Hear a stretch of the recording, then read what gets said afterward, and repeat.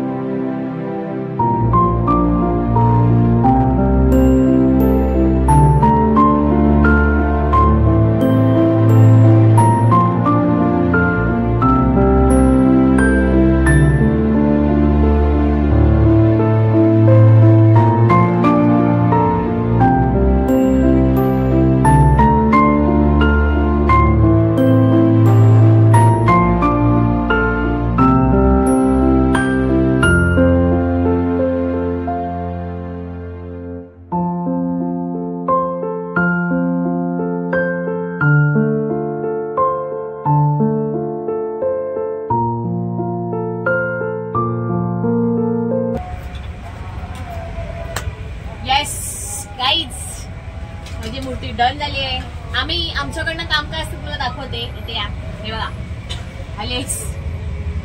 हे छोटे छोटे टिकले आहेत ना, हे आमच्याकडनं फ्री असतं, ते तुम्हाला सांगितलेलं होतं. आणि पाटाची लेस, पाटाचा कलर तर आपला सेम असतो हे सांगितलेलं.